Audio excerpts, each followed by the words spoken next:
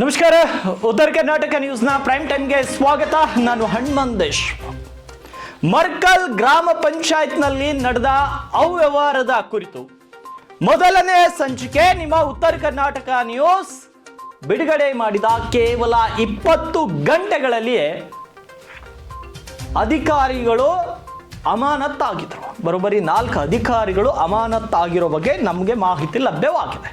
ನೋಡಿ, ತಪ್ಪೇ ಮಾಡಿಲ್ಲ ಅಂದ್ರೆ ಅಧಿಕಾರಿ ಅಮಾನತ್ತಾಗುವ ಪ್ರಶ್ನೆಯೇ ಬರಲ್ಲ.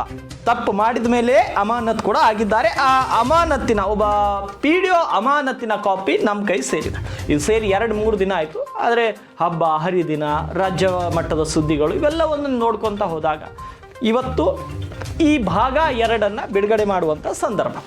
ಭಾಗ 1ನಲ್ಲಿ ನಾವು ನಿಮಗೆ ಒಂದಷ್ಟು ವಿಷಯಗಳನ್ನು ನಿಮ್ಮ ಮುಂದೆ ನೀಡ್ತೀವಿ, ಒಂದಷ್ಟು ಪ್ರಶ್ನೆಗಳನ್ನು ಜನರು ಅಧಿಕಾರಿಗಳಿಗೆ ಕೇಳಬೇಕು ಅಂತ ಅಂದ್ಕೊಂಡಿದ್ದೀವಿ. ಅಷ್ಟೊತ್ತರಲ್ಲಿಯೇ ಮತ್ತೊಂದು ನಾಟಕೀಯ ಬೆಳವಣಿಗೆ ನಡೆದಿರುವಂಥದ್ದು.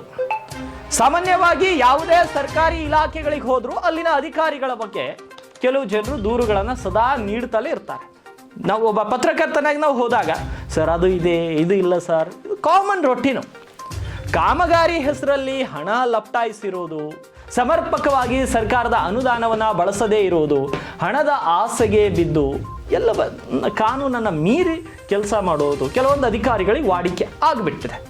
ಆದರೆ ಅದನ್ನು ಪ್ರಶ್ನಿಸಲಿಕ್ಕೆ ಬಂದಂತಹ ಅಧಿಕಾರಿ ಒಬ್ಬರನ್ನ ಅವರಿಗೆ ಪರೋಕ್ಷವಾಗಿ ಬೆದರಿಕೆ ಹಾಕೋದು, ಅವರನ್ನೇ ಹೆದರಿಸುವಂಥ ಕೆಲಸಗಳು ಕೂಡ ಆಗಾಗ ಇಲಾಖೆಯಲ್ಲಿ ನಡೆಯುತ್ತವೆಯೇ ಅನ್ನೋ ಅನುಮಾನ ಈಗ ವ್ಯಕ್ತವಾಗ್ತಾ ಇದೆ. ಈಗ ನೀವು ಮುಂದಿನ ಸ್ಲೈಡ್ನಲ್ಲಿ ನೋಡ್ಬೋದು, PDO ಅವರು ಅಮಾನತ್ತಾಗಿದ್ದರು. ಯಾವತ್ತಿನ ದಿನ, ಇವತ್ತು ದಿನಾಂಕ ಕೂಡ ಮೆನ್ಷನ್ ಮಾಡಿ ಹೇಳ್ತೀನಿ. PDO ಅವರ ಅಮಾನತ್ತು ಯಾವ ಆಧಾರದ ಮೇಲೆ ಆಗಿತ್ತು ಅದನ್ನು ಫಸ್ಟ್ ನೋಡೋಣ. PDO ಅವರ ಅಮಾನತ್ತಾಗಿದ್ದು ಪ್ರಶಾಂತ್ ದೊಡ್ಡಿ ಅಧ್ಯಕ್ಷರು ಸ್ಥಾಯಿ ಸಮಿತಿ ನಗರಸಭೆಯವರು 2/4/2025 ಒಂದು ದೂರು ಕೊಡ್ತಾರೆ. ಉಲ್ಲೇಖದಲ್ಲಿದೆ, ದಿಗಂಬರ್ ತಂದೆ ಪಂಡರಿನಾಥ್ ಸದಸ್ಯರು ಗ್ರಾಮ ಪಂಚಾಯತ್ ಮರ್ಕಲ್ ಬೀದರ್ ಅವರು ದೂರು ಕೊಡ್ತಾರೆ 30/10/2025. ಬಾಲಾಜಿ ತಂದೆ ಪಂಡರಿನಾಥ್ ಚವ್ಹಾಣ್ ಮಾಜಿ ಅಧ್ಯಕ್ಷರು ಗ್ರಾಮ ಪಂಚಾಯತ್ ಮರ್ಕಲ್ ಅವರು ದೂರು ಕೊಡ್ತಾರೆ 16/12/2025 ಮತ್ತು ಈ ಕಚೇರಿ ಅಧಿಕೃತ ಜ್ಞಾಪನ ಪತ್ರ ಸಂಖ್ಯೆ 22/1/2026. ಅದ್ರ ಜೊತೆಗೆ ಇಷ್ಟೆಲ್ಲ ದೂರುಗಳು ಬಂದ ಮೇಲೆ ಉಪ ಕಾರ್ಯದರ್ಶಿಗಳು, ಸಹಾಯಕ ಯೋಜನಾಧಿಕಾರಿಗಳು, ಯೋಜನಾ ಶಾಖೆ, ಯೋಜನಾ ಮತ್ತು ಅಂದಾಜು ಮೌಲ್ಯಮಾಪನ ಅಧಿಕಾರಿಗಳು, ಯೋಜನಾ ಶಾಖೆ, ಜಿಲ್ಲಾ ಪಂಚಾಯತ್ ಬೀದರ್ ಅವರ ಜಂಟಿ ಪರಿಶೀಲನಾ ವರದಿ ಸಲ್ಲಿಸಿದ ದಿನಾಂಕ 29/1/2026. ಇಷ್ಟೆಲ್ಲ ದೂರುಗಳು ಬಂದ ಮೇಲೆ ಇವರುಗಳ ನೇತೃತ್ವದಲ್ಲಿ ತನಿಖೆ ನಡೀತೆ. ತನಿಖೆ ನಡೆದ ಮೇಲೆ ಒಂದು ವರದಿಯನ್ನು ಬರುತ್ತೆ. ಆ ವರದಿ 29/1/2026 ಬರುತ್ತೆ. ಆ ವರದಿಯನ್ನು ಆಧರಿಸಿ ಅಧಿಕಾರಿಯನ್ನು ಅಮಾನತು ಮಾಡಲಾಗಿದೆ. ಬೀದರ್ ಜಿಲ್ಲಾ ಪಂಚಾಯತ್ನ ಕಾರ್ಯನಿರ್ವಾಹಕ ಅಧಿಕಾರಿಗಳು ಇಲ್ಲೇನು ಡಿಜಿಟಲಿ ಸೈನ್ ಮಾಡಿದಾರಲ್ಲ, ಇದು ಯಾವಾಗ ಮಾಡಿದ್ದಾರೆ ಅಂದರೆ 12/2/2026. ವರದಿ ಬಂದಿದ್ದು 29/1/2026. ಅಂದರೆ ಸರಿಸುಮಾರು 13-14 ದಿನಗಳ ಅಂತರದ ನಂತರ ವರದಿ ಸಲ್ಲಿಕೆ ಆದಮೇಲೆ 14 ದಿನಗಳ ಕಾಲ ಅವರು ಆ ಒಂದು ವರದಿಯನ್ನು ಓದಿಕೊಂಡು ಆ ವರದಿ ಬಗ್ಗೆ ಕುಲಂಕುಷವಾಗಿ ಮಾಹಿತಿಯನ್ನು ಪಡೆದುಕೊಂಡ ಮೇಲೆ CO ಅವರು PDO ಅವ್ರನ್ನ ಸಸ್ಪೆಂಡ್ ಮಾಡಿದ್ದಾರೆ ವಿನಃ ಯಾರ್ದೋ ಮಾತನ್ನು ಕೇಳಿ ಸುಳ್ಳು ಆರೋಪಗಳನ್ನು ಹೊರಿಸಿ PDO ಅವರನ್ನ ಜಿಲ್ಲಾ ಪಂಚಾಯತ್ CO ಅವರು ಅಮಾನತು ಮಾಡಿಲ್ಲ ಅನ್ನೋದು ಬೀದರ್ ಜಿಲ್ಲೆಯ ಜನರು ಅರ್ಥ ಮಾಡಿಕೊಳ್ಳಬೇಕು. ಇದ್ರ ಜೊತೆಗೆ ಯಾಕ್ರಿ ಸಸ್ಪೆಂಡ್ ಮಾಡಿದ್ರು? ಮರ್ಕಲ್ ಗ್ರಾಮ ಪಂಚಾಯತ್ನ PDO ಅವ್ರನ್ನ ಯಾಕ್ರಿ ಸಸ್ಪೆಂಡ್ ಮಾಡಿದ್ರು? ಮಾಡಿದ್ರಂದ್ರೆ 9/11 ಈ ಖಾತಾಗಳ ವಿಚಾರಕ್ಕೆ ಹೋದ್ರೆ ಒಟ್ಟಾರೆ ಉಲ್ಲೇಖಿತ 1ರಿಂದ 3 ದೂರು ಪತ್ರಗಳ ಮೂಲಕ ಬೀದರ್ ತಾಲೂಕಿನ ಮರ್ಕಲ್ ಗ್ರಾಮ ಪಂಚಾಯತ್ನಲ್ಲಿ ಮಹತ್ವಾಕಾಂಕ್ಷೆ 15ನೇ ಹಣಕಾಸು ಯೋಜನೆ ಮತ್ತು ಈ ಸ್ವತ್ತು ತಂತ್ರಾಂಶದಡಿಯಲ್ಲಿ ಗ್ರಾಮ ಪಂಚಾಯತ್ ವ್ಯಾಪ್ತಿಯಲ್ಲಿ ವಿತರಿಸಲಾದ 9/11A ಇದು 9A ಮತ್ತು 11A ಮತ್ತು 11B ಅಡಿಯಲ್ಲಿ ಸರ್ಕಾರದ ಮಾರ್ಗಸೂಚಿಗಳನ್ನು ಉಲ್ಲಂಘಿಸಿ ಮತ್ತು ಗ್ರಾಮ ಪಂಚಾಯತ್ ವ್ಯಾಪ್ತಿಗೆ ಒಳಪಡದ ಸರ್ವೆ ನಂಬರ್ಗಳಲ್ಲಿ ಮತ್ತು ಭೂ ಪರಿವರ್ತನೆ ಆಗದೇ ಇರುವ ಲೇಔಟ್ಗಳಲ್ಲಿ ಮತ್ತು ಭೂ ಪರಿವರ್ತನೆ ಆಗಿದ್ದು ಲೇಔಟ್ಗಳ ತಾಂತ್ರಿಕ ಅನುಮೋದನೆ ಆಗದೇ ಇರುವ ಪ್ರಕರಣಗಳಲ್ಲಿ ಅನಧಿಕೃತವಾಗಿ ಖಾತೆಗಳನ್ನು ವಿತರಿಸುವುದಾಗಿ ಹಾಗೂ ಗ್ರಾಮ ಪಂಚಾಯತ್ ವ್ಯಾಪ್ತಿಯಲ್ಲಿ 15ನೇ ಹಣಕಾಸು ಕರ ವಸೂಲಿಯಾದ ತೆರಿಗೆ ಹಣ, ದರ ಮತ್ತು ಫೀಸ್ಗಳಲ್ಲಿ ಅವ್ಯವಹಾರವಾಗಿರುವುದಾಗಿ ದೂರು ಸಲ್ಲಿಸಿರುತ್ತಾರೆ. ಆ ದೂರಿನ ಅನ್ವಯ ತನಿಖೆ ನಡೆಯುತ್ತೆ. ತನಿಖೆಯಲ್ಲಿ ಒಂದಿಷ್ಟು ಮಾಹಿತಿ ಕೂಡ ಬರುತ್ತೆ, ಇಲ್ಲ ಅವ್ಯವಹಾರ ಆಗಿದೆ ಅಂತ. ಈ ಒಂದು ವಿಷಯ ಚರ್ಚೆ ಗ್ರಾಸವಾಗ್ತಿರುವಂಥ ಸಂದರ್ಭದಲ್ಲಿ ನಿಮ್ಮ ಉತ್ತರ ಕರ್ನಾಟಕ ನ್ಯೂಸ್ ನೇರವಾಗಿ ಬೀದರ್ ಜಿಲ್ಲಾ ಪಂಚಾಯತ್ನ ಕಾರ್ಯನಿರ್ವಾಹಕ ಅಧಿಕಾರಿ ಅವ್ರನ್ನ ಸಂಪರ್ಕಿಸುತ್ತೆ. ಅದಕ್ಕೂ ಮುಂಚೆ ನಿಮ್ಮ ಮಾಹಿತಿಗಿರಲಿ, ಉತ್ತರ ಕರ್ನಾಟಕ ನ್ಯೂಸ್ PD ಅವ್ರನ್ನ ಕೂಡ PD ಅವರ ಸಂಪರ್ಕಕ್ಕೆ ಹೋಗುತ್ತೆ. PD ಅವ್ರ ಜೊತೆ ಮಾತಾಡ್ತೀವಿ ನಾವು. PD ಅವರು ನಾನು ತಪ್ಪೇ ಇಲ್ಲ, PD ಅವ್ರಿಗೆ ಬರೀ ಸ್ಟ್ರೆಸ್ ಆಗ್ತಾ ಇದೆ, ರಾಜ್ಯದಲ್ಲಿ PDO ಕೆಲಸ ಮಾಡುವವರು ಸ್ಟ್ರೆಸ್ ಅಲ್ಲಿದ್ದಾರೆ, ಅವ್ರ ಆರೋಗ್ಯ ಹದಗೆಡ್ತಾ ಇದೆ ಅಂತ ಈ ರೀತಿ ಎಲ್ಲವನ್ನ ಹೇಳಿದ್ರು. ಪಾಪ PD ಅವರ ಕಷ್ಟವನ್ನು ಅವ್ರು ಬಿಡಿಯಾಗಿ ಹೇಳಿದ್ರು.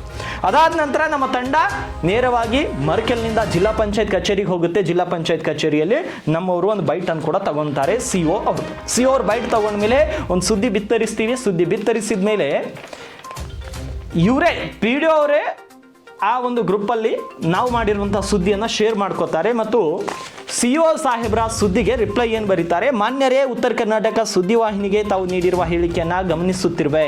ಸರ್, ತಮ್ಮ ಹೇಳಿಕೆಯಲ್ಲಿ ಈ ಹಿಂದೆ ಗಾಂಧಿ ಗ್ರಾಮ ಪ್ರಶಸ್ತಿ ಆಯ್ಕೆ ಸಂಬಂಧ ಮರ್ಕಲ್ ಗ್ರಾಮ ಪಂಚಾಯಿತಿಯ ಸದಸ್ಯರು ಮತ್ತು ಸಾರ್ವಜನಿಕರು ತಮ್ಮ ವಿರುದ್ಧ ಪ್ರತಿಭಟನೆ ಮಾಡಿರುವುದನ್ನು ತಾವು ತೀರಾ ವೈಯಕ್ತಿಕವಾಗಿ ತೆಗೆದುಕೊಂಡು ಅಂದಿನಿಂದಲೇ ತಮ್ಮ ಎಲ್ಲ ಆಡಳಿತ ಯಂತ್ರದ ಶಕ್ತಿಯನ್ನು ವಿನಿಯೋಗಿಸಿಕೊಂಡು ಮರ್ಕಲ್ ಗ್ರಾಮ ಪಂಚಾಯಿತಿ ಮತ್ತು ನನ್ನ ಮೇಲೆ ಟಾರ್ಗೆಟ್ ಮಾಡುತ್ತಿದ್ದೀರಿ.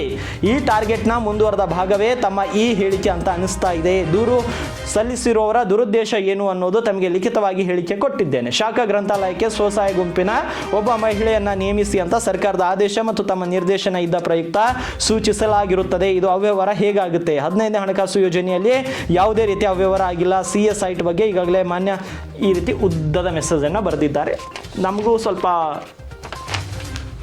ಈ ಒಂದು ವಾಟ್ಸಪ್ ಮೆಸೇಜ್ನ ಸ್ಕ್ರೀನ್ ಶಾಟ್ ನಮಗೂ ಕೂಡ ಸಿಕ್ಕಿರುವಂಥದ್ದು. CO ಅವ್ರ ವಿರುದ್ಧನೇ ಬರೀತಾರೆ ಮತ್ತು CO ಅವರು ಅದಕ್ಕೊಂದು ರಿಪ್ಲೈ ಕೊಡ್ತಾರೆ.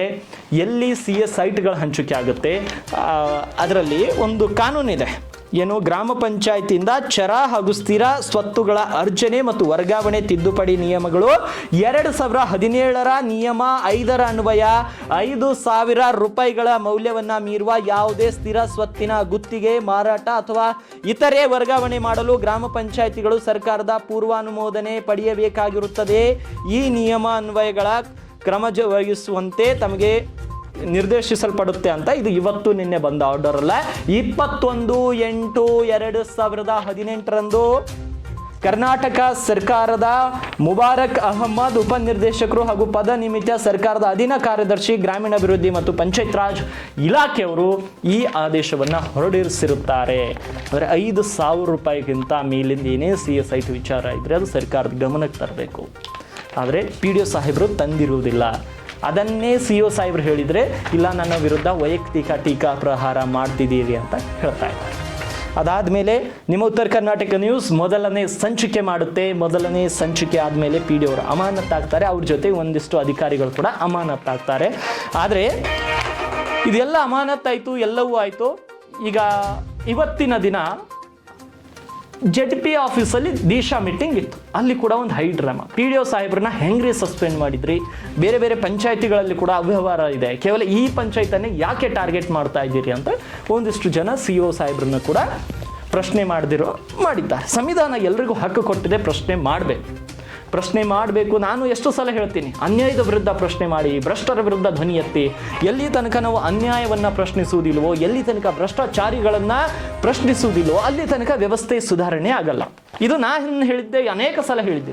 ಈಗ CO ಸಾಹೇಬರಿಗೂ ಒಂದಿಷ್ಟು ಜನ ಪ್ರಶ್ನೆಯನ್ನು ಮಾಡಿದ್ದಾರೆ. ಇಲ್ಲ, ಅವರ ಸಸ್ಪೆಂಡನ್ನು 1 ವಾರದಲ್ಲಿ ತೆಗೆದು ಹೋದರೆ ರಸ್ತೆ ರೊಕ್ಕ ಮಾಡ್ತೀವಿ, ಪ್ರೊಟೆಸ್ಟ್ ಮಾಡ್ತೀವಿ ಅಂತ ಹೇಳಿದ್ದಾರೆ.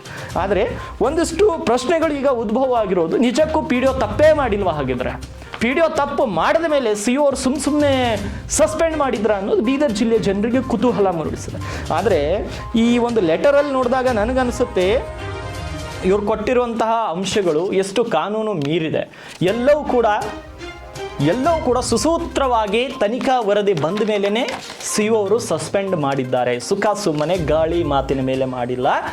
CO ಆಗಬೇಕಾದ್ರೆ ಅದಕ್ಕೆ ಒಂದು ಅರ್ಹತೆ ಇರಬೇಕಾಗುತ್ತೆ. ದೇಶದ ವಿಶ್ವದಲ್ಲಿಯೇ ಅತ್ಯಂತ ಕಠಿಣ ಪರೀಕ್ಷೆ ಆಗಿರುವಂಥ UPSC ಪರೀಕ್ಷೆಯನ್ನ ಬರೆದು IAS ದರ್ಜೆಯ ಅಧಿಕಾರಿಯಾಗಿ ಈ ಒಬ್ಬ ಅಧಿಕಾರಿ, ಡಿಜಿಟಲಿ ಸೈನ್ಡ್ ಅಧಿಕಾರಿ ಬದೋಲೆ ಗಿರೀಶ್ ದಿಲೀಪ್ ಅನ್ನೋ ಅಧಿಕಾರಿ UPSC ಪರೀಕ್ಷೆ ಪಾಸ್ ಆದಂಥ ಅಧಿಕಾರಿ, ನಾರ್ಮಲ್ ಅಧಿಕಾರಿ ಅಲ್ಲ. IAS ದರ್ಜೆಯ ಅಧಿಕಾರಿ ಯಾವತ್ತೂ ಕೂಡ ಸುಳ್ಳು ಈ ಥರ ಸಸ್ಪೆಂಡ್ಗಳನ್ನು ಮಾಡುವಂಥ ಅನಿವಾರ್ಯತೆ ಅವಶ್ಯಕತೆ ಬಹುಶಃ ಅವ್ರಿಗೆ ಇರಲ್ಲ ಅಂತ ಅನಿಸುತ್ತೆ. ಮತ್ತು ಇದರಲ್ಲಿ ತಪ್ಪುಗಳಿದ್ರೆ PDO ಅವರು ಕಾನೂನು ಹೋರಾಟ ಮಾಡಬೇಕು. ಹೌದು, CO ಅವ್ರದ್ದು ನಾವು CO ಅವರಿಗೆ ವೈಭವೀಕರಿಸಿ ಹೇಳ್ತಾ ಇಲ್ಲ. CO ಅವರು ತಪ್ಪು ಮಾಡಿದರೆ, CO ಅವರು ನಿಮ್ಮ ವಿರುದ್ಧ ವೈಯಕ್ತಿಕ ತೇಜೋವಧೆ ಮಾಡಿದರೆ, CO ಅವರು ನಿಮ್ಮನ್ನು ವೈಯಕ್ತಿಕವಾಗಿ ಗುರಿಯಾಗಿಸಿದ್ರೆ ನೀವು ಖಂಡಿತ ಕಾನೂನು ಹೋರಾಟ ಮಾಡಿ. ಯಾಕಂದರೆ ಕಾನೂನಿನ ಮುಂದೆ ಈ ಭಾರತ ದೇಶ ಸಂವಿಧಾನದ ಅಡಿಯಲ್ಲಿ ನಡೆಯುತ್ತೆ. ಈ ಭಾರತ ದೇಶ ಡಾಕ್ಟರ್ BR ಅಂಬೇಡ್ಕರ್ ಅವರು ಕೊಟ್ಟಂಥ ಸಂವಿಧಾನದ ಅಡಿಯಲ್ಲಿ ನಡೆಯುತ್ತೆ. ಯಾವುದೋ ರಾಜಕಾರಣಿಯ ಹೇಳಿಕೆ ಮಾತಿನ ಮೇಲೆ ನಮ್ಮ ದೇಶ ನಡೆಯಲ್ಲ. ನಮ್ಮ ಸಂವಿಧಾನ ಅಷ್ಟೊಂದು ಸ್ಟ್ರಾಂಗ್ ಇದೆ. ನಮ್ಮ ಸಂವಿಧಾನದಲ್ಲಿ ಅನ್ಯಾಯ ಆದವನಿಗೂ ನ್ಯಾಯ ಸಿಗುತ್ತೆ, ನ್ಯಾಯಯುತವಾಗಿ ಬದುಕುವವನಿಗೆ ಅನ್ಯಾಯ ಮಾಡಿದವನಿಗೂ ಕೂಡ ಹೆಂಗೆ ಜಡಿಬೇಕು, ಆತನಿಗೆ ಹೆಂಗೆ ಮಣ್ಣು ಮುಕ್ಕಿಸ್ಬೇಕು ಅನ್ನೋದು ಕೂಡ ನಮ್ಮ ಸಂವಿಧಾನ ನಮಗೆ ಹೇಳ್ಕೊಡುತ್ತೆ. ಅಷ್ಟು ಪವಿತ್ರವಾದ ಸಂವಿಧಾನ ನಮ್ಮ ದೇಶದಿದೆ. ಆ ಸಂವಿಧಾನದ ಮೇಲೆ, ಸಂವಿಧಾನದ ಕುರಿತು ಉದ್ದುದ್ದದ ಪುಸ್ತಕಗಳನ್ನು ಓದಿ ಅಧಿಕಾರಿಯಾಗಿದ್ದೀರಲ್ಲ PDO ಸಾಹೇಬ್ರೆ, ನೀವು ಕೂಡ ಕಾನೂನು ಹೋರಾಟ ಮಾಡಿ. CO ಅವರು ತಪ್ಪು ಮಾಡಿದರೆ ನೀವು ಕಾನೂನು ಹೋರಾಟ ಮಾಡಿ, ಅದರಲ್ಲಿ ಯಾರೂ ಅಲ್ಲಗಳಿತಾ ಇಲ್ಲ.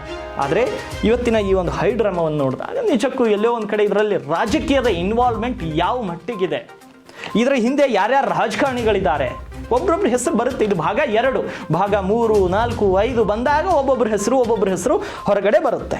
ಈಗ PDO ಅವರು ಇದಕ್ಕಿಂತ ಸಸ್ಪೆಂಡ್ ಆದಾಗ ಪ್ರೆಸ್ ನೋಟನ್ನು ಹಾಕ್ತಾರೆ. ಎಲ್ರಿಗೂ ಕೂಡ ಭವಿಷ್ಯ ಪತ್ರಕರ್ತರಿಗೆ ತಲುಪಿರುತ್ತೆ. ಪ್ರೆಸ್ ನೋಟ್ ಹಾಕ್ತಾರೆ. ಅವ್ರ ವರ್ತನೆ ನಾನು ತಪ್ಪೇ ಮಾಡಿಲ್ಲ ತಪ್ಪು ಮಾಡಿಲ್ಲ ಅಂದ್ರೆ ಕೋರ್ಟಲ್ಲಿ ಹೋಗಿ ವಾದ ಮಾಡಿ ಗೆಲ್ಲಿ, ಆಮೇಲೆ ಅವ್ರಿಗೆ ಮುಖಭಂಗ ಆಗುತ್ತೆ CO ಅವರಿಗೆ. ನಿಮಗೆ ಇನ್ನೊಂದು ವಿಶೇಷವಾಗಿ ಹೇಳ್ತೀನಿ, ಇವರಿಗೆ ಸಸ್ಪೆಂಡ್ ಮಾಡಿದ್ರು ಕೂಡ ಇಲ್ಲಿ ನೋಡಿ, ಅಮಾನತಿನ ಅವಧಿಯಲ್ಲಿ ಸಕ್ಷಮ ಪ್ರಾಧಿಕಾರದ ಅನುಮತಿ ಇಲ್ಲದೆ ಕೇಂದ್ರ ಸ್ಥಾನ ಬಿಡತಕ್ಕದ್ದಲ್ಲ. KCSR ನಿಯಮ 98 ಅನ್ವಯ ಜೀವನಾಧಾರ ಭತ್ಯೆ ಪಡೆಯಲು ಅರ್ಹರಿರ್ತೀರಿ ಅಂತ CO ಅವರು ಹೊರಡಿಸಿರುವ ಅಮಾನತಿನ ಪತ್ರದಲ್ಲಿಯೇ ಇದೆ. ಆದರೆ ನಮಗೆ ಬಂದಂಥ ಇಂಟೆಲಿಜೆನ್ಸಿ ಪ್ರಕಾರ PDO ಸಾಹೇಬರು ಬೆಂಗಳೂರಿಗೆ ಹೋಗಿದ್ದಾರೆ ಅನ್ನೋ ಮಾಹಿತಿ ಕೂಡ ಇದೆ. ಅಂದರೆ ಅವರು ಒಂದು ವೇಳೆ ಏನಾದರೂ ಬೆಂಗಳೂರಿಗೆ ಹೋಗಿದ್ರೆ, PDO ಸಾಹೇಬರು ಬೆಂಗಳೂರಿಗೆ ಹೋದರೆ CO ಸಾಹೇಬ್ರ ಆದೇಶ ಉಲ್ಲಂಘನೆ ಮಾಡ್ದಂಗಾಗುತ್ತೆ. ಯಾಕಂದರೆ ತಕ್ಷಣದಿಂದ ಜಾರಿಗೆ ಬರುವಂತೆ ಸೇವೆಯಿಂದ ಅಮಾನತುಗೊಳಿಸಿ ಆದೇಶಿಸಿದೆ. ಅಮಾನತಿನ ಅವಧಿಯಲ್ಲಿ ಸಕ್ಷಮ ಪ್ರಾಧಿಕಾರದ ಅನುಮತಿ ಇಲ್ಲದೆ ಕೇಂದ್ರ ಸ್ಥಾನ ಬಿಡತಕ್ಕದ್ದು, ಅಂದರೆ ಬಿಡ್ಲಿಕ್ಕೆ ಆಗಲ್ಲ ಅಂತ.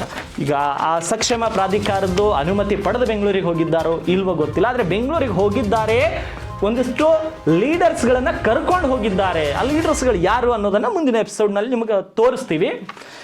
ಆದರೆ ಲೀಡರ್ಸ್ಗಳನ್ನು ಕರ್ಕೊಂಡು ಹೋಗಿದ್ದಾರೆ ಅನ್ನೋ ಮಾಹಿತಿ ಕೂಡ ನಮ್ಮ ಉತ್ತರ ಕರ್ನಾಟಕ ನ್ಯೂಸ್ನ ತಂಡಕ್ಕೆ ಸಿಕ್ಕಿರುವಂಥದ್ದು. ಆದರೆ ಅವರೇನಾದರೂ ಬೆಂಗಳೂರಿಗೆ ಪ್ರಾಧಿಕಾರದ ಅನುಮತಿ ಇಲ್ಲದೆ ಹೋಗಿದ್ದೇ ಆದಲ್ಲಿ ಅದು ಕೂಡ ಕಾನೂನಿನ ಉಲ್ಲಂಘನೆ ಆಗುತ್ತೆ. ಇನ್ನೊಂದು, ಒಂದಿಷ್ಟು ಜನ ಪ್ರೊಟೆಸ್ಟ್ ಮಾಡಿದರು. ಮೊನ್ನೆ ಒಂದಿಷ್ಟು ಜನ ಪ್ರೊಟೆಸ್ಟ್ ಮಾಡಿದ್ರು. ಇವ್ರ ಪರವಾಗಿ ಇವರು ಭ್ರಷ್ಟಾಚಾರ ಮಾಡಿದ್ದಾರೆ ಅಂತ ಒಂದಿಷ್ಟು ಜನ ಮಾಡ್ತಿದ್ದಾರೆ, ಇಲ್ಲ ಇವ್ರು ಮಾಡಿಲ್ಲ ಅಂತ ಒಂದಿಷ್ಟು ಜನ ಮಾಡ್ತಿದ್ದಾರೆ. ಆದರೆ ಅದು ಏನೇ ಇರಲಿ, CA ಸೈಟ್ ಮರ್ಕಲ್ ಗ್ರಾಮ ಪಂಚಾಯತ್ನಲ್ಲಿ ಅಲ್ಲಿ ಒಂದಿಷ್ಟು ಜನ ಪ್ರೊಟೆಸ್ಟ್ ಮಾಡಿದ್ರು. ಎಲ್ಲವನ್ನ CA ಸೈಟ್ ವಿಚಾರಕ್ಕೆ ಹೋದರು. ಮೇಲಧಿಕಾರಿಗಳ ಗಮನಕ್ಕೆ ತರದೆ CA ಸೈಟ್ಗಳು ಬಾಡಿಗೆಗೆ ನೀಡುವುದು, ಮಾರಾಟ ಮಾಡೋದು ಕಾನೂನು ಬಾಹಿರ. ಇದನ್ನು ಮತ್ತೊಮ್ಮೆ ಸ್ಪಷ್ಟಪಡಿಸ್ತಾ ಇದ್ದೀವಿ. ಆದರೆ ಒಂದಿಷ್ಟು ಜನ ಇದು ಕಾನೂನು ಬಾಹಿರ ಅಂತ ಹೇಳ್ತಾ ಇದ್ದಾರೆ, ಒಂದಿಷ್ಟು ಜನ ಇಲ್ಲ ನಮ್ಮ ಸಾಹೇಬರು ಮಾಡೇ ಇಲ್ಲ ಅಂತ ಹೇಳ್ತಿದ್ರು. ಆದರೆ ಅಮಾನತಿನ ವರದಿಯಲ್ಲಿ CA ಸೈಟ್ ವಿಚಾರ ಅಷ್ಟೊಂದು ಡೆಪ್ತ್ ಆಗಿ ಬರಲಿಕ್ಕೆ ಹೋಗಿಲ್ಲ. ಇನ್ನು ಅದು ತನಿಖೆ ಮಾಡಬೇಕು. ನಿಜಕ್ಕೂ CO ಅವರು ಇನ್ನೊಂದು ತನಿಖೆಯನ್ನು ಮಾಡಬೇಕು. ಅದೇನೆಂದರೆ CA ಸೈಟ್ ಮೊನ್ನೆ ಹಂಚಿಕೆ ಆಯ್ತಲ್ಲ 28ನೇ ತಾರೀಕಿನಂದು ಜನವರಿ, ಆ ವಿಚಾರವನ್ನು ಕೂಡ ತನಿಖೆಗೊಳಪಡಿಸ್ಬೇಕು. ಆವಾಗ ಎಲ್ಲ ಸತ್ಯತೆ ಬರುತ್ತೆ. ಯಾರು ಶಿಫಾರಸು ಮಾಡಿದ್ರು, ಯಾರಿಗೆ CA ಸೈಟ್ ಬೇಕಾಗಿತ್ತು, ಅವುಗಳನ್ನು ಮಾಡಿದಾಗ ಇದರ ಹಿಂದಿನ ರಾಜಕೀಯ ಮುಖವಾಡ ಬೀದರ್ ಜಿಲ್ಲೆಯ ಜನರಿಗೆ ಗೊತ್ತಾಗುತ್ತೆ. ಇನ್ನೊಂದು, 2011-2012ರಲ್ಲಿ ಮರ್ಕಲ್ನಲ್ಲಿ ಒಬ್ಬರು ವಾಟರ್ ಮ್ಯಾನನ್ನು ಅಪಾಯಿಂಟ್ ಮಾಡ್ಕೊಳ್ತಾರೆ. ಆ ವಾಟರ್ ಮ್ಯಾನ್ನ ಅಪಾಯಿಂಟ್ ಮಾಡಿಕೊಂಡಾಗ ಅವರ ಹೆಸರು, ಯಾರ ಹೆಸರುಗಳನ್ನು ಬಿಡಿಸಿ ಹೇಳುವಂಥ ಅವಶ್ಯಕತೆ ಇಲ್ಲ. ನನಗೆ ಯಾರಾದರೂ ನನ್ನ ವಿರುದ್ಧ ಕಾನೂನು ಹೋರಾಟ ಮಾಡಿದಾಗ ನೇರವಾಗಿ ನಾನು ಕೋರ್ಟಲ್ಲಿ ಹೇಳೋಕ್ಕೂ ಕೂಡ ರೆಡಿ ಇದ್ದೀನಿ. ನಮ್ಮ ತಂಡ ಯಾರಿಗೂ ಹೆದರಲ್ಲ, ಯಾರಿಗೂ ಬೆದರಲ್ಲ. ನಾವು ಸತ್ಯವನ್ನು ಬಿತ್ತರಿಸ್ತೀವಿ, ಸತ್ಯಕ್ಕೆ ಎಂದು ಕೂಡ ಜಯವಾಗುತ್ತೆ. ಒಬ್ಬರು ವಾಟರ್ ಮ್ಯಾನನ್ನು ಅವರು ತಗೊಂಡಿರ್ತಾರೆ. ಆದರೆ ಯಾವಾಗ ವಾಟರ್ ಮ್ಯಾನು ಮರಕಲ್ ಗ್ರಾಮ ಪಂಚಾಯತಿಯಲ್ಲಿ ಇರಬೇಕಾದಾಗ ಅವರು CMC ಏನು ನಗರಸಭೆ ಮಹಾನಗರ ಪಾಲಿಕೆ ಆಗುತ್ತೆ, ಅವ್ರು ಚಿಕ್ಕಪೇಟನಿಂದ ಕೆಲಸ ಮಾಡ್ತಾರೆ ಅಂತ ಅವ್ರನ್ನ CMCಗೆ ಸೇರಿಸಲಾಗಿದೆ. ಆದರೆ ಅದಕ್ಕೆ ಸೇರಿಸಿದ್ರ ಹಿಂದೆ ದುರುದ್ದೇಶ ಏನಿದೆ ಅನ್ನೋದು ಒಂದಿಷ್ಟು ಜನರು ನಮಗೆ ಭೇಟಿ ಆದಾಗ ಅದರ ಮಾಹಿತಿಗಳು ಕೂಡ ಕೊಟ್ಟಿದ್ದಾರೆ. ಅದನ್ನು ನಾವು ಡಿಸ್ಕ್ಲೋಸ್ ಮಾಡಲ್ಲ, ಯಾಕಂದರೆ ವೈಯಕ್ತಿಕ ವಿಚಾರಗಳು ಭಾಳಷ್ಟಿದೆ ಅದರಲ್ಲಿ. ಅದನ್ನು ಯಾವ ಕಾನೂನು ರೀತ್ಯದಲ್ಲಿ ಯಾವ ಠರಾವನ್ನು ಪಾಸ್ ಮಾಡಿ ಅದನ್ನು ಮಾಡಿದ್ದಾರೋ PDO ಸಾಹೇಬರು, ಅದನ್ನು ಕೂಡ ಈ ಜನರಿಗೆ ತಿಳಿಸ್ಬೇಕು. ಇನ್ನು ಒಂದಿಷ್ಟು CS ಸೈಟ್ಗಳ ಹಂಚಿಕೆಯಲ್ಲಿ ಒಂದಿಷ್ಟು ಟ್ರಸ್ಟ್ಗಳು 3 ವರ್ಷ ಭರ್ತಿಯಾಗಿದ್ದು ಎಲ್ಲ ಆಡಿಟ್ ರಿಪೋರ್ಟ್ಗಳು ಅಂದಿನ ದಿನದ ತನಕ ಕರೆಕ್ಟ್ ಆಗಿದವೋ ಇಲ್ವೋ ಅನ್ನೋದ್ರ ಮೇಲೆ ಕೂಡ ಒಂದಿಷ್ಟು ಅನುಮಾನಗಳಿದೆ. ಆ ಅನುಮಾನಗಳಿಗೆ ಪುಷ್ಟಿ ಸಿಗಬೇಕು ಅಂದರೆ ಅದರ ಮೇಲೆ ಕೂಡ ತನಿಖೆ ನಡೀಬೇಕು. ಆವಾಗ ಆ CS ಸೈಟ್ ಯಾರ್ಯಾರಿಗೆ ಹಂಚಿಕೆ ಆಗಿದೆ, ಅವರೆಲ್ಲರ ಟ್ರಸ್ಟ್ಗಳು, ಅವರೆಲ್ಲರ NGOಗಳು, ಅವರೆಲ್ಲರ ಸ್ವಸಹಾಯ ಸಂಘದ ಗುಂಪುಗಳು ಎಲ್ಲವೂ ಕೂಡ ಕರೆಕ್ಟಾಗಿ ಸರ್ಕಾರದ ಕಾನೂನು ಪಾಲಿಸುತ್ತಿದ್ದಾವೋ ಇಲ್ವೋ ಅನ್ನೋದನ್ನು ಗೊತ್ತಾಗಬೇಕಾಗಿದೆ. ಇನ್ನೊಂದು 5,000 ರೂಪಾಯಿ ಅಂದರೆ ಒಂದು ಡಿಜಿಟಲ್ ಖಾತಕ್ಕೆ ಮೊದಲು 5,000 ರೂಪಾಯಿ ತಗೋತಾ ಇತ್ತು, ಅದಾದಮೇಲೆ 1,000 ಆಯಿತು. ಇದೆಲ್ಲರಿಗೂ ಗೊತ್ತಿರುವಂಥ ವಿಚಾರ. ಆದರೆ 1 ಎಕರೆಗೆ ಒಂದಷ್ಟು CS ಸೈಟ್ಗಳನ್ನು ಬಿಡಬೇಕು. ಇಲ್ಲಿಯ ತನಕ ಎಷ್ಟು ಎಕರೆ ಭೂಮಿಯನ್ನು ಈ ಖಾತೆಗಳಾಗಿ ರೂಪಿಸಲಾಗಿದೆ? ನಾನು PDO ಸಾಹೇಬ್ರಿಗೆ ನಾನು ವೈಯಕ್ತಿಕವಾಗಿ ಮಾತನಾಡಿದಾಗ ಕೇಳಿದೆ, ಎಷ್ಟು ಖಾತೆಗಳನ್ನು ಇವರು ಆರೋಪ ಮಾಡಿದವರು 10,000 ಅಂತ ಹೇಳಿದರು, ಇನ್ನೊಬ್ರು ಇಲ್ಲ ಅಷ್ಟು ಮಾಡಿಲ್ಲ ಅಂತ, ಅವರು ಇಲ್ಲ ನಮ್ಮ ಪಂಚಾಯತ್ ಹುಟ್ಟದಾಗಿನಿಂದ ಅಷ್ಟಾಗಿಲ್ಲ ಅಂತ ಹೇಳಿದರು. ಈಗ ಬೇಕಾಗಿರೋದು ಎಷ್ಟು ಖಾತೆಗಳು ಆಯಿತು ಅಂತ. ಎಷ್ಟು ಖಾತೆಗಳಾಗಿದ್ರೆ ಎಷ್ಟು ಖಾತೆಗಳಿಂದ ಸರ್ಕಾರದ ಖಜಾನೆಗೆ ಎಷ್ಟು ಹಣ ಜಮಾ ಆಗಿದೆ? ಈಗ ಒಂದು ಖಾತೆ ಆದರೆ ಈಗ ಒಂದು 1,100 ರೂಪಾಯಿನ ಸರ್ಕಾರಿ ಫೀಸ್ ಇದೆ. ನಾನು ಸರ್ಕಾರದ ಲೆವೆಲಲ್ಲಿ ಮಾತಾಡ್ತಾ ಇದ್ದೀನಿ. ಕೇವಲ ನೀವು ಕಮಿಷನ್ ಟೇಬಲ್ ಮೇಲಿಂದ ಕೊಡೋದು ಅಂದರೆ ಸರ್ಕಾರಕ್ಕೆ ಕೊಡೋದು, ಟೇಬಲ್ ಕೆಳಗಿಂದ ಕೊಡೋದ್ರ ಬಗ್ಗೆ ನಾನು ಮಾತಾಡ್ತೇನೆ. 1,000 1,100 ಆದರೂ ಕೂಡ 10,000ಕ್ಕೆ ಕೋಟಿ ಸುಮಾರು ಆಗುತ್ತೆ. ಅದನ್ನು ಯಾವ ಖಜಾನೆಗೆ ಜಮಾ ಮಾಡಿದ್ದಾರೆ PDO ಸಾಹೇಬರು, ಇದನ್ನು ಕೂಡ ತನಿಖೆ ಆಗಬೇಕು. ಇನ್ನು ಇದರ ಜೊತೆಗೆ ಒಂದಷ್ಟು ಏಜೆನ್ಸಿಗಳಿಗೆ ಬಿಲ್ಲನ್ನು ಮಾಡಿಕೊಟ್ಟಿದ್ದಾರೆ. ಅದಕ್ಕಿಂತಲೂ ಮುಂಚೆ ಇನ್ನೊಂದು ವಿಷಯ ಈ ನಮ್ಮ PDO ಸಾಹೇಬರಿಗೆ ಕೇಳಬೇಕು. 15ನೇ ಹಣಕಾಸಿನ 2022, 23, 24, 25 ಮತ್ತು 26 ಈ ವರ್ಷಗಳಲ್ಲಿ ನಡೆದಂಥ ಕ್ರಿಯಾ ಯೋಜನೆಗಳು ಏನು, ಎಷ್ಟು ದುಡ್ಡು ಖರ್ಚಾಯಿತು, ಎಷ್ಟು ಹಣ ಉಳಿಸಲಾಗಿದೆ, ಇದರ ಬಗ್ಗೆ ಕೂಡ ಮಾಹಿತಿ ಬೇಕಾಗಿದೆ. ಯಾಕಂದರೆ ಇಲ್ಲಿಯೂ ಕೂಡ ಒಂದಷ್ಟು ಅಕ್ರಮ ಅವ್ಯವಹಾರಗಳು ನಡೆದಿರುವಂಥ ಶಂಕೆಗಳು ವ್ಯಕ್ತವಾಗಿದೆ ಅನ್ನೋದು ಒಂದಷ್ಟು ಜನರ ಅಭಿಪ್ರಾಯ. ಇನ್ನು 2 ರಿಂದ 3 ಏಜೆನ್ಸಿಗಳಿದೆ, ಅವುಗಳ ಡಾಕ್ಯುಮೆಂಟ್ಸ್ ಕೂಡ ನಮಗೆ ಲಭ್ಯವಾಗಿದೆ. ಆ ಏಜೆನ್ಸಿಗಳಿಗೆ ಯಾವ ಮಟ್ಟಿಗೆ ಹಣ ವರ್ಗಾವಣೆ ಆಗಿದೆ ಅಂದರೆ ಅಲ್ಲಿ ಎಲ್ಲವೂ ಸೇಮ್ ವರ್ಕ್. ಆ ಒಂದು ಕೆಲಸ ಇರುತ್ತೆ, ವಾಟರ್ ಸ್ಯಾನಿಟೈಸೇಷನ್ 10,000, ವಾಟರ್ ಸ್ಯಾನಿಟೈಸೇಷನ್ 25,000, ಇದನ್ನು ಅಂತ ಒಂದು 2 ಏಜೆನ್ಸಿಗಳಿದೆ. ಆ ಏಜೆನ್ಸಿಗಳು ಯಾವುದು, ಎಷ್ಟೆಷ್ಟು ಹಣ ಬಿಡುಗಡೆಯಾಗಿದೆ, ಯಾವ ಸಮಯಕ್ಕೆ ಬಿಡುಗಡೆಯಾಗಿದೆ, ಯಾವಾಗ ಬಿಡುಗಡೆಯಾಗಿದೆ, ನಿಧಿ ಹಣ ಅಂದರೆ ಟ್ಯಾಕ್ಸ್ ಕಲೆಕ್ಟೆಡ್ ಅಮೌಂಟಲ್ಲಿ ಅವುಗಳನ್ನು ಬಳಸಲಾಗಿದೆ. ಅಲ್ಲಿ MB ಮಾಡಿಲ್ಲ, JE ಇಲ್ಲ, AE ಇಲ್ಲ, ಎಸ್ಟಿಮೇಟ್ ಮಾಡಿಸಿಲ್ಲ, ಏನೂ ಮಾಡಿಸಿಲ್ಲ, ಡೈರೆಕ್ಟ್ ಚೆಕ್ ವೋಚರ್ ಬರ್ಕೊರೋದು, ಡೈರೆಕ್ಟ್ ವೋಚರ್. ಅದೆಲ್ಲವೂ ಯಾಕಾಯಿತು, ಇದ್ರ ಬಗ್ಗೆ ಕೂಡ ತನಿಖೆ ಆಗಬೇಕು. ಮತ್ತು ತನಿಖಾ ವರದಿ ನಮ್ಮ ಕೈ ಸೇರುತ್ತೆ ಶಾರ್ಟ್ಲಿ. ಅದನ್ನು ಕೂಡ ನಿಮಗೆ ಡೆಪ್ತಾಗಿ ಅನಲೈಸ್ ಮಾಡಿಸ್ಕೊಡುವಂಥ ಪ್ರಯತ್ನವನ್ನು ನಾವು ನಿಮಗೆ ತೋರಿಸ್ತೀವಿ. ಇನ್ನು ಈ ನಿಧಿ 1 ಮತ್ತು ನಿಧಿ 2 ಯಾವುದಕ್ಕಾಗಿ ಖರ್ಚು ಮಾಡಲಾಗಿದೆ, ಎಷ್ಟು ಖರ್ಚು ಮಾಡಲಾಗಿದೆ ಅನ್ನೋದು ಕೂಡ ಜಿಲ್ಲೆಯ ಜನರಿಗೆ ಅರ್ಥವಾಗಬೇಕಾಗಿದೆ. ಇದರ ಜೊತೆಗೆ ಏನು ಕಳೆದ ಅಧ್ಯಕ್ಷರಿದ್ದರು, ಅವರು ಅಧ್ಯಕ್ಷನಾಗಿದ್ದಾಗ 15ನೇ ಹಣಕಾಸಿನಲ್ಲಿ ಎಷ್ಟು ದುಡ್ಡಿತ್ತು ಕಳೆದ ಅಧ್ಯಕ್ಷರು, ಅದಾದ ಮೇಲೆ ಇನ್ನೊಬ್ಬರು ಅಧ್ಯಕ್ಷರು ಬರ್ತಾರಲ್ಲ ಅವಾಗ ಎಷ್ಟು ದುಡ್ಡಿತ್ತು, ಮತ್ತು ಅವರ ಮೊದಲನೇ ಅಧ್ಯಕ್ಷರು ಅವಿಶ್ವಾಸ ಆಗುತ್ತೆ. ನಾನು ಯಾರ ಹೆಸರನ್ನು ಕೂಡ ಇಲ್ಲಿ ಪ್ರಸ್ತಾಪ ಪಡಿಸ್ತಾ ಇಲ್ಲ. ಮೊದಲನೇ ಅಧ್ಯಕ್ಷರ ಅವಿಶ್ವಾಸ ಆಗುವ ತನಕ ಹಣವೆಷ್ಟಿತ್ತು ಮತ್ತು 2ನೇ ಅಧ್ಯಕ್ಷರ ಸಮಯದ ತನಕ ಹಣವೆಷ್ಟಿತ್ತು, 2024, 25, 26 ಆ್ಯಕ್ಷನ್ ಪ್ಲ್ಯಾನ್ ಕೂಡ ಮಾಡಿಲ್ಲ ಅನ್ನೋದು ನಮಗೆ ಒಂದಿಷ್ಟು ಜನ ಡಾಕ್ಯುಮೆಂಟ್ಸ್ ಕೊಟ್ಟವರ ಆರೋಪ. ಅದನ್ನು ಕೂಡ ಆಗಿಲ್ಲ ಅಂತೆ. ಪಿ ಡಿ ಒ ಸಾಹೇಬರು ಇವುಗಳಿಗೂ ಕೂಡ ಸ್ಪಷ್ಟನೆಯನ್ನು ಕೊಡಬೇಕು. ಇದ್ರ ಜೊತೆಗೆ ಈ ಒಂದು ಸಸ್ಪೆಂಡ್ ಲೆಟರಲ್ಲಿ ಈ ಸಿ ಎ ಸೈಟ್ಗಳದ್ದು ಇನ್ನೂ ಹೆಚ್ಚಿನ ಮಾಹಿತಿನೇ ಇಲ್ಲ. ಸಿ ಎ ಸೈಟಲ್ಲೇ ಅತಿ ಹೆಚ್ಚು ಅಕ್ರಮ ನಡೆದಿದೆ ಅನ್ನೋದು ಒಂದಷ್ಟು ಜನರ ವಾದ. ಆದರೆ ಇದರಲ್ಲಿ ಆ ಮಾಹಿತಿ ಕೂಡ ಇಲ್ವಂತೆ.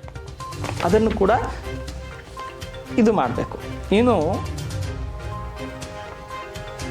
ವರ್ಷಕ್ಕೆ ಎಷ್ಟು ಟ್ಯಾಕ್ಸ್ ಹಣ ಮರ್ಕಲ್ ಗ್ರಾಮ ಪಂಚಾಯತಿಯಲ್ಲಿ ಜಮೆ ಆಯಿತು ವರ್ಷವಾರು, ಮತ್ತು ಅದನ್ನು ಯಾವ ಮೂಲಭೂತ ಸೌಕರ್ಯಗಳಿಗೆ ಖರ್ಚು ಮಾಡಲಾಯಿತು, ಎಷ್ಟು ಖರ್ಚು ಮಾಡಲಾಯಿತು, ಮತ್ತು ಆ್ಯಕ್ಷನ್ ಪ್ಲ್ಯಾನು, ವರ್ಕ್ ಆರ್ಡರು ಇವೆಲ್ಲವನ್ನು ಯಾರಿಂದ ಅಪ್ರೂವಲ್ ಪಡ್ಕೊಂಡ್ರು?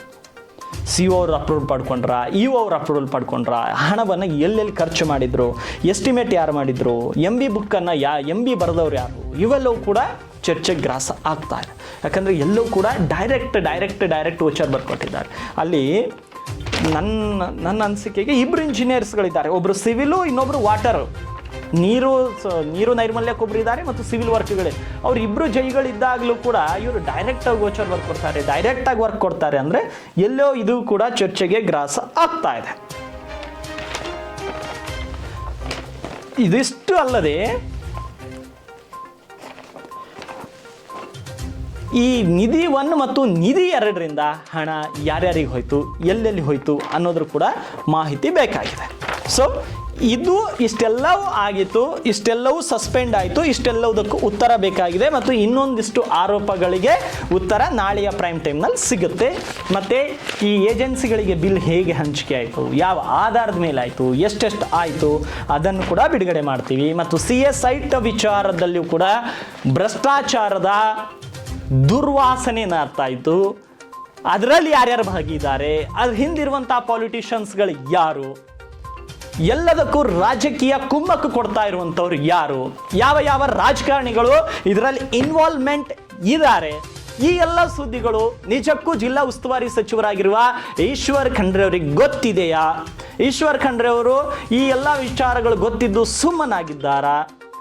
ಮತ್ತು ಸ್ಥಳೀಯ ಶಾಸಕರಿಗೂ ಈ ಬಗ್ಗೆ ಗಮನಕ್ಕೆ ಬಂದಿದೆಯಾ ಇಷ್ಟೊಂದು ಸುದ್ದಿಗಳು? ಒಂದಿಷ್ಟು ಜನ ಹೇಳ್ತಿದ್ರು ಶಾಸಕರಿಗೂ ಗೊತ್ತಿದೆ ಸರ್, ಆದರೆ ಶಾಸಕರು ಏನೂ ಮಾಡ್ತಾ ಇಲ್ಲ ಅಂತ. ಶಾಸಕ ರಹೀಂ ಖಾನ್ ಅವರು ಕೂಡ ಈಗ ಮುತುರು ಅರ್ಜಿ ವಹಿಸುವಂಥ ಸಂದರ್ಭ ಬಂದಿದೆ.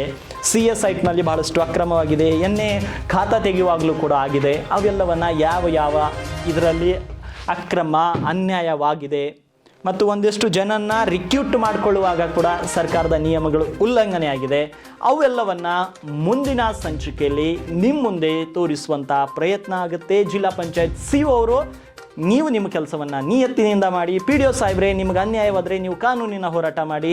ವರದಿಗಾರರಾದ ನಾವು ಸುದ್ದಿಯನ್ನು ಬಿತ್ತರಿಸ್ತೀವಿ. ನೀವು ಹೇಳಿದ್ದು ಕೇಳ್ತೀವಿ, ಅವ್ರು ಹೇಳಿದ್ದು ಕೇಳ್ತೀವಿ, ಜನರು ಹೇಳಿದ್ದು ಕೇಳ್ತೀವಿ. ಆದರೆ ಜನರಿಗೆ ಸತ್ಯವನ್ನು ಮಾತ್ರವೇ ತೋರಿಸ್ತೇವೆ, ಸುಳ್ಳನ್ನು ನಮ್ಮ ವಾಹಿನಿ ಎಂದಿಗೂ ಕೂಡ ತೋರಿಸುವುದಿಲ್ಲ. ಇಷ್ಟನ್ನು ಹೇಳ್ತಾ ಇವತ್ತಿನ ಈ ಪ್ರೈಮ್ ಟೈಮ್ ಮುಗಿಸ್ತೀನಿ. ಮತ್ತು ನಾಳೆಯ ಇಲ್ಲಾಂದರೆ ನಾಡಿದ್ದು ಮತ್ತೊಂದು ಸಂಚಿಕೆಯಲ್ಲಿ ಒಂದಿಷ್ಟು ಅವ್ಯವಹಾರ, ಒಂದಿಷ್ಟು ರಾಜಕಾರಣಿಗಳ ಅವ್ಯವಹಾರ, ಇದರಲ್ಲಿ ಹೇಗೆ ಇನ್ವಾಲ್ವ್ಮೆಂಟ್ ಇದೆ, ಒಂದಿಷ್ಟು ಏಜೆನ್ಸಿಗಳಿಗೆ ಹೇಗೆ ಹಣವನ್ನು ನೀಡಲಾಗಿದೆ, ಎಲ್ಲೆಲ್ಲಿ ಕಾನೂನಿನ ಉಲ್ಲಂಘನೆ ಆಗಿದೆ, ಪಿ ಡಿ ಒ ಸಾಹೇಬರ ವರ್ತನೆ ಏನು, ಎಲ್ಲವನ್ನ ನಿಮಗೆ ತೋರಿಸುವಂತಹ ಪ್ರಯತ್ನ ನಿಮ್ಮ ಉತ್ತರ ಕರ್ನಾಟಕ ನ್ಯೂಸ್ ಮಾಡುತ್ತೆ. ಅದಕ್ಕಾಗಿ ನೀವು ಕಾಯಬೇಕಾಗಿರೋದು ಸಂಚಿಕೆ 3. ಸೊ ಸಂಚಿಕೆ 3ರಲ್ಲಿ ಆದಷ್ಟು ಶೀಘ್ರದಲ್ಲಿ ಸಿಗ್ತೀನಿ. ಬೀದರ್ ಜಿಲ್ಲೆಯ ಜನರು ಶಾಕ್ ಆಗುವ ರೀತಿ ಅಂಥ ಮಾಹಿತಿಯನ್ನು ನಮ್ಮ ತಂಡ ಕಲೆ ಹಾಕಿದೆ. ಆ ಮಾಹಿತಿ ನೀವು ನೋಡಿದ ತಕ್ಷಣ ನಿಜಕ್ಕೂ ನಿಮ್ಮ ಮೈಯೆಲ್ಲವೂ ಕೂಡ ರೋಮಾಂಚನ ಆಗುತ್ತೆ. ಅಷ್ಟೊಂದು ಇನ್ ಡೆಪ್ತ್ ಆಗಿ ನಮ್ಮ ತಂಡ ಕೆಲಸ ಮಾಡ್ತಾ ಇದೆ. ಆ ಮಾಹಿತಿಯನ್ನು ಆದಷ್ಟು ಬೇಗ ನಿಮ್ಮ ಮುಂದಿಡುವಂಥ ಪ್ರಯತ್ನ ನಿಮ್ಮ ಉತ್ತರ ಕರ್ನಾಟಕ ನ್ಯೂಸ್ ಖಂಡಿತ ಮಾಡುತ್ತೆ.